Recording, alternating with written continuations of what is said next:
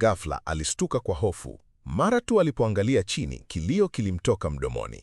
Badala ya miguu yake halisi, kulikuwa na miguu ya mitambo iliyounganishwa na mwili wake. Sasa akiwa na hasira na hofu, alipiga teke mlango kwa nguvu sana kiasi kwamba ulivunjika na akakimbia nje barabarani. Watu waliokuwa wamesimama nje walimnyooshea bunduki mara moja, lakini wakati huo huo alihisi nguvu ya ajabu na kubwa ikitiririka kupitia miguu yake mipya. Kwa muda mfupi alipita mamia ya mita. Kasi yake ilikuwa ya ajabu sana kiasi kwamba hata risasi hazingeweza kumfikia. Jina lake lilikuwa Nick. Hadi siku chache zilizopita alikuwa mwanafunzi katika taasisi ya teknolojia ya Massachusetts.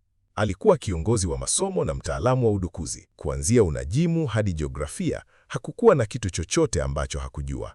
Lakini tangu utotoni alikuwa akiugua ugonjwa kwenye miguu yake ambao ulimlazimu kutembea kwa msaada wa magongo. Siku hiyo alikuwa kwenye safari ya barabarani na mpenzi wake Hailey na rafiki yake Jonah. Walikuwa wakimsaidia Hailey kuhamisha mali zake. Ghafla jioni alipokea ujumbe kutoka kwa mdukuzi wa ajabu. Walikuwa wamegombana mtandaoni kwa muda mrefu, lakini wakati huu mdukuzi alikuwa amedukua kompyuta ya mkononi ya Hailey moja kwa moja na alikuwa akimfuatilia kila hatua. Alianza mara moja kufuatilia eneo la mdukuzi huyo. Jonah alipendekeza kwamba wamtafute mdukuzi huyo na kumfundisha somo mara moja na kwa wote, lakini hisia za Nick zilikuwa tayari zimeharibika. Ndani kabisa alihisi kwamba Hailey alitaka kumwacha kwa sababu ya hali yake, na safari hii ilikuwa kisingizio tu cha kutengana. Kwa hasira, aliamua kwamba angempata mdukuzi huyo bila ya kujali. Wakiwa njiani, mdukuzi huyo aliendelea kuwachokoza kwa kutuma picha za gari lao zilizochukuliwa kutoka kwa kamera za traffic. Eneo la GPS hatimaye liliwaongoza kwenye kibanda kilichotengwa katikati ya pango. Nick na Jonah waliingia ndani na kuanza kutafuta mahali hapo huku wakirekodi kila kitu. Ghafla, Hailey alipiga kelele kutoka nje. Mara tu Nick alipotoka nje, alimuona akipanda angani. Katika sekunde iliyofuata, taa nyeupe iliyong'aa ilimulika moja kwa moja usoni mwake